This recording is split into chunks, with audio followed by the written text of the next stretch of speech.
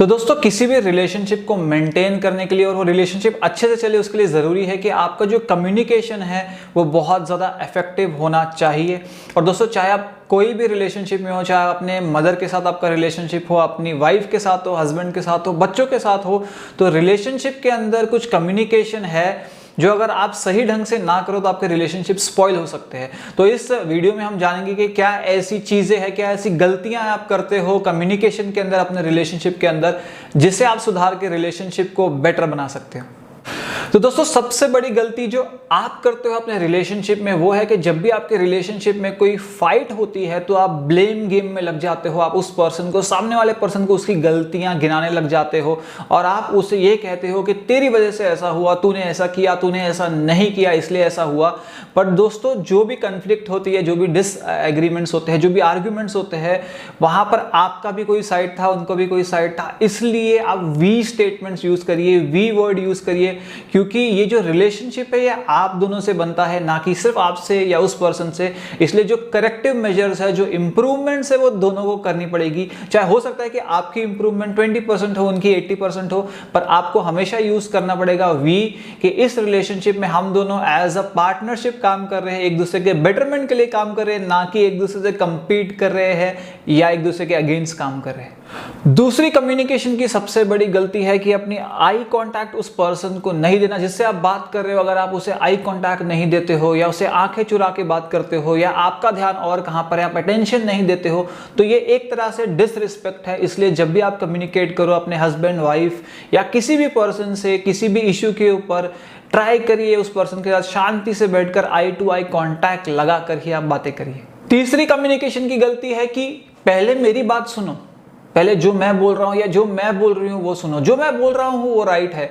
आप इंटरप्ट कर देते हो बहुत ज्यादा सामने वाले पर्सन को। आपको लगता है कि उस पर्सन की स्टेटमेंट के आने से पहले आप अपनी स्टेटमेंट दे दो, या आप करेक्ट साबित कर लो अपने आप को, या आप राइट हो, आप ये प्रूव कर लो। लेकिन दोस्तों जब भी कम्युनिकेशन की बात आती है, अगर कोई पर्सन ने बोलना शुरू कर दिया है तो उसे एंड तक, जब उसने अपनी पूरी बात नहीं रख दी, तब तक उसे टोकिए मत, रोकिए मत, इंटरप्ट मत करिए।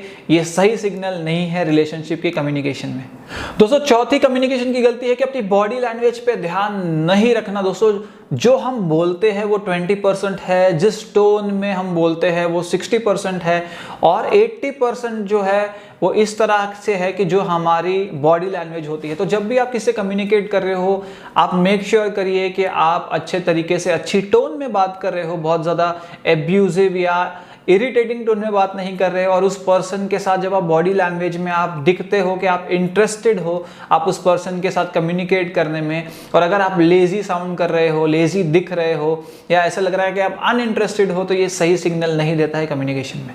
दोस्तों सिक्स्थ मिस्टेक है कि आप अंतर्यामी बनने की कोशिश कर रहे हो। सामने वाले पर्सन ने आपको कुछ नहीं बोला, फिर भी आपने मन से अपने आप चीजें बना ली, या आपने पहले से प्रिडिक्ट कर लिया कि वो यही बोलना चाह रहा है, या वो यही चीज के ऊपर मुझे पिन पॉइंट कर रहा है, या उसका हिडन एजेंडा ये हो सकता है, उसने ये बोला क्योंकि उसका मीनिंग ये है। तो ऐसे जंपिंग टू कंक्लूजन करना या प्रिडिक्ट करना सामने वाला पर्सन क्या बोलना चाहता है, ये आपका रिलेशनशिप और कम्युनिकेशन को स्पॉइल कर सकता है। सातवीं गलती कम्युनिकेशन में है कि जब भी आपको किसी ने कुछ बोला और आपको वो अच्छा नहीं लगा, आपको वो पसंद नहीं आया, आपको अच्छा फील नहीं हुआ, आपको मे बी हर्ट फील हुआ, और जैसे ही आपके अंदर कोई फीलिंग्स आती है तो इमोशंस आते हैं। आपको हो सकता है कि सैडनेस फील हो रहा है, उस पर्सन से फ्रस्ट्रेटेड फील हो रहा है, एंग्री आप फील कर रहे हो, इरिटेटेड फील कर रहे हो, लेट डाउन फील कर रहे हो, डिसअपॉइंटेड फील कर रहे हो। पर दोस्तों अगर आप कम्युनिकेशन क्लियर वे में करना चाहते हो तो जो भी आपका डिसअपॉइंटमेंट है, जो आपके इमोशंस है, उस पर्सन तक बिल्कुल भी पहुंचने मत दीजिए। उस टाइम पे थोड़ा सा कंट्रोल रखिए अपने इमोशंस के ऊपर, रेगुलेट करके रखिए।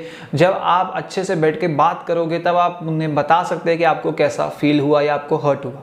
आठवीं गलती कम्युनिकेशन की है कि जब भी आपसे कोई बात कर रहा है, आपको वो इन्फॉर्मेशन दे रहा है, मे बी आपको वो क्रिटिसाइज कर रहा है किसी के बारे में, आपके बारे में वो क्रिटिसाइज आपको कर रहा है, तो या तो आप इमीडिएटली एग्री कर जाओगे जो भी वो पर्सन आपके बारे में कह रहा है, या नेगेटिविटी जो आपको वो दे रहा है, या तो आप प्रोब करोगे, आप पूछोगे कि क्या ये सही है जो वो पर्सन बोल रहा है, इसका प्रूफ क्या है, या उससे और इन्फॉर्मेशन मांगोगे, उसे कहोगे कि और स्पेसिफिक हो। इसलिए सामने वाला पर्सन आपके साथ स्पेसिफिक हो, इसके लिए ज़रूरी है कि आप भी स्पेसिफिक हो। जब भी आप कोई कम्युनिकेशन करते हो, आप जनरली ओवरव्यू देते हुए कम्युनिकेट मत करिए, प्रॉब्लम को हाईलाइट मत करिए। ट्राई करिए कि आप स्पेसिफिकली ही प्रॉब्लम को हाईलाइट करिए ताकि आपका कम्युनिकेशन इफेक्टिव हो सके। 10वीं गलती जो आप करते हो कि आपको लग रहा है कि एक मैच हो रहा है, मुझे वो मैच को जीतना है, मुझे आर्ग्यूमेंट जीतना है, मुझे विन करना है आर्ग्यूमेंट, मुझे फर्स्ट आना है। पर दोस्तों ये रिलेशनशिप आप दोनों के बारे में है और आप दोनों का इमोशनल वेलबींग, आप दोनों का इंटरेस्ट, कॉमन इंटरेस्ट जरूरी है। आप दोनों के लिए, आप दोनों के मन की बात होनी चाहिए।